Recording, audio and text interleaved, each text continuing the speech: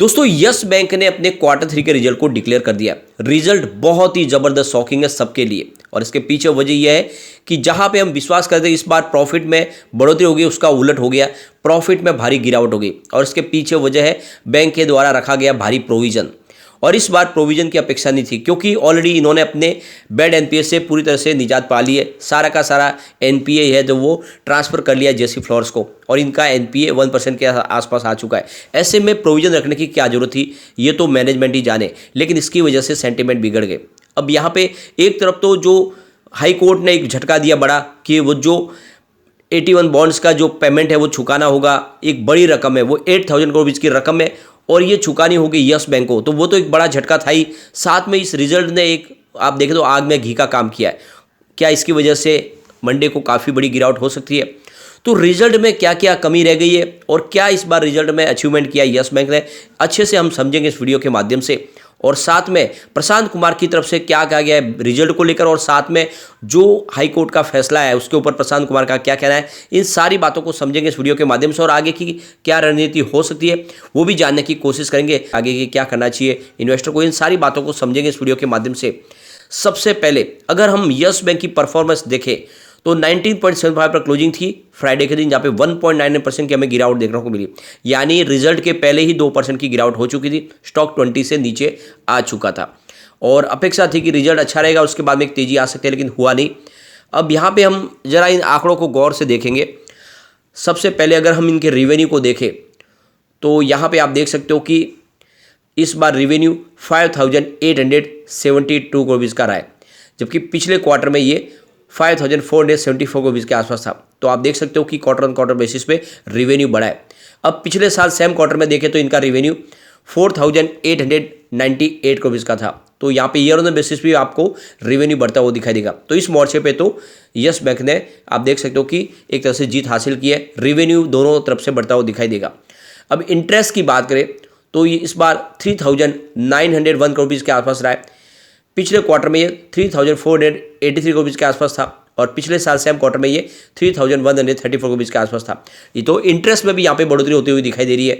अब कंपनी के खर्च की बात करें तो यहाँ पे आप देख सकते हो 3,045 करोड़ रुपीज़ का टोटल खर्च रहा है इस बार क्वार्टर में। पिछले क्वार्टर में ये 2,704 करोड़ रुपीज़ के आसपास था और पिछले साल सेम क्वार्टर में देखें तो 2,147 करोड़ रुपीज़ के आसपास था। तो यहाँ पे भी देख सकते हो कि ईयर ऑन बेसिस पे देखें या क्वार्टर ऑन क्वार्टर बेसिस पे देखें तो आपको कंपनी के एक्सपेंसेज में भी बढ़ोतरी होती हुई दिखाई देगी और इस वजह से भी उसका इफेक्ट देखने को मिलेगा। और एक्सपेंसेज में भी काफ़ी बड़ी बढ़ोतरी हुई है, खर्च बढ़े हैं इस बार बैंक के और इसका भी इफेक्ट देखने को मिला है। अब यहाँ पे अगर हम देखें इनके टोटल अदर इनकम की बात करें तो इस बार 1,143 रुपीज़ की टोटल अदर इनकम रही है।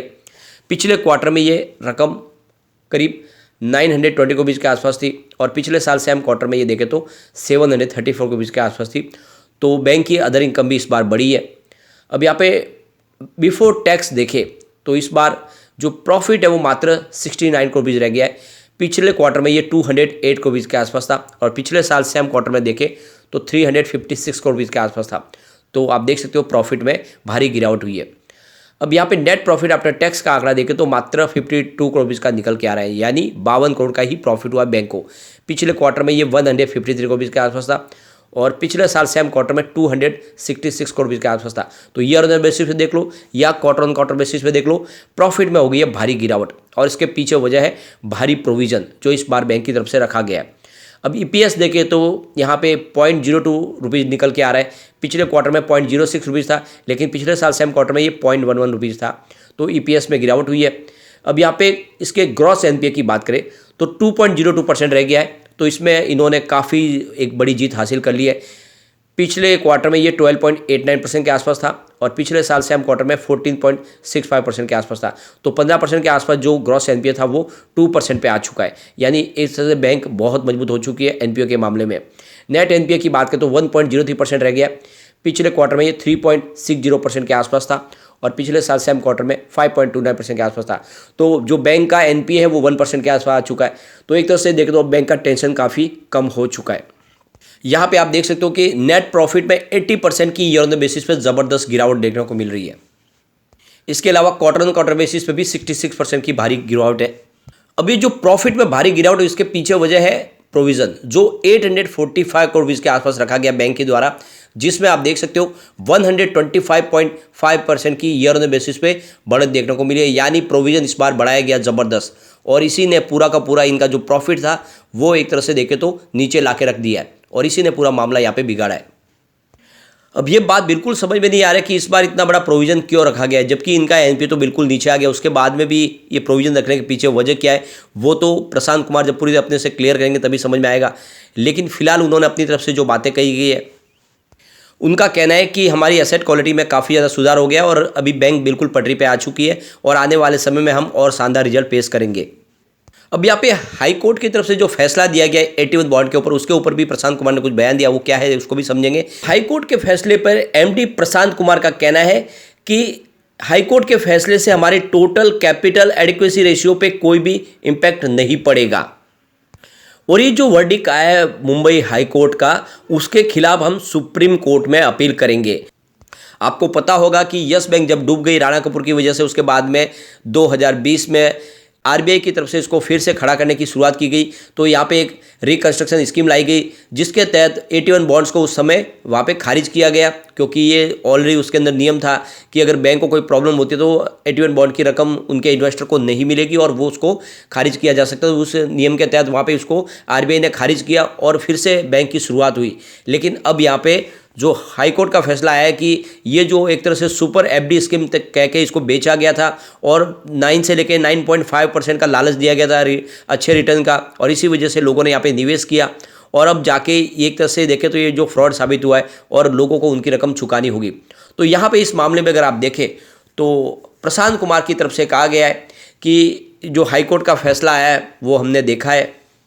हाई कोर्ट ने हमसे कहा है कि 8,000 करोड़ रुपये की रकम चुकानी होगी, लेकिन हम इस फैसले के खिलाफ अब सुप्रीम कोर्ट में अपील करेंगे, क्योंकि ऑलरेडी ये सारा का सारा जो मामला है उसमें ये सारे के सारे पॉइंट ये मेंशन किए गए कि अगर बैंक को कोई प्रॉब्लम होगी तो उस समय वो जो Tier 2 बॉन्ड्स हैं वो सारे के सारे खारिज हो जाएंगे, और ये लोगों को पता था, उन्होंने उसमें साइन की हुई है। फिलहाल यस बैंक के लिए इस समय थोड़ी सी प्रॉब्लम तो खड़ी हो चुकी है। अब यहाँ पर अगर आप देखें तो यस बैंक को लेकर मार्केट एक्सपर्ट प्रकाश गाबा की तरफ से भी कुछ बयान दिया गया। उनका कहना है कि जो रिजल्ट है इस बार ठीक लग रहा है, यानी इसमें मिली जुली प्रतिक्रिया उनकी तरफ से आई है। प्रॉफिट में ज़रूर गिरावट हुई है, लेकिन इनका इंटरेस्ट इनकम बढ़ी है और कारोबार आगे बढ़ता हुआ दिखाई दे रहा है, और उनका हिसाब से कह रहे हैं कि इसकी प्राइस काफ़ी ज़्यादा कम हो चुकी है। अभी इसमें यह है कि आने वाले समय इसमें संभावना पॉजिटिव बनेगी, लेकिन अभी इसमें थोड़ा वेट करना होगा और आपको थोड़ा सा इंतजार करना होगा। आने वाले समय डेफिनेटली यहाँ पे तेज़ी बनेगी। उन्होंने कहा कि अगर आपने हैवी प्राइस में खरीदी की हुई है तो आपको लंबे समय के लिए इसको स्टॉक को होल्ड करना होगा, थोड़ा सा इंतजार करना होगा। लेकिन जो अभी हाई प्राइस के ऊपर जिन्होंने इन्वेस्टमेंट किया उनको थोड़ा होल्ड करके रखना है। फिलहाल शेयरों की संख्या न बढ़ाए, ये उनका कहना है। तो आने वाले समय फिर से पॉजिटिव माहौल बन सकता है। लेकिन जो सबसे बड़ी बात है कि यहाँ पे दो बड़ी निगेटिव न्यूज़ एक साथ निकल के आ गई। एक तो यहाँ पे देख सकते हो कि एक बड़ी पेनल्टी लगती हुई दिखाई दे रही है, जो बड़ी रकम है, और दूसरी तरफ देखें तो इस रिजल्ट में यस बैंक के मैनेजमेंट की तरफ से पता नहीं क्यों जो प्रोविज़न भारी रखा गया उसकी वजह से प्रॉफिट में भारी गिरावट हो गई है, और इस वजह से हमें लग रहा है कि इसमें थोड़ी सी गिरावट तो मंडे को होगी, और 1-2 दिन की और गिरावट के बाद में इसमें फिर से ये स्टॉक जरूर संभलेगा, क्योंकि मजबूत हो रही है बैंक। और आप देख सकते हो कि इसमें भले ही प्रॉफिट में गिरावट हुई, लेकिन इनकम बढ़ी है, बिजनेस बढ़ रहा है। तो आने वाले समय डेफिनेटली एक तेज़ी का दौर फिर शुरू होगा। तो अभी इसमें आपको कुछ नहीं करना, वेट एंड वॉच करें, और 1-2 दिन में इसको स्टॉक को सेटल होने के बाद में कुछ डिसीजन लिया जा सकता है। फिलहाल हमें इसमें वेट ही करना होगा। लेकिन फ्रेंड, कोई भी इन्वेस्टमेंट करने से पहले अपने फाइनेंशियल एडवाइजर्स के बारे में ले ले या अपना खुद का रिसर्च करें, क्योंकि मैंने वीडियो आपके एजुकेशनल पर्पज़ के लिए ही बनाई। वीडियो पसंद आए तो लाइक शेयर जरूर कीजिए और चैनल को सब्सक्राइब कर दीजिए। Thank you friend.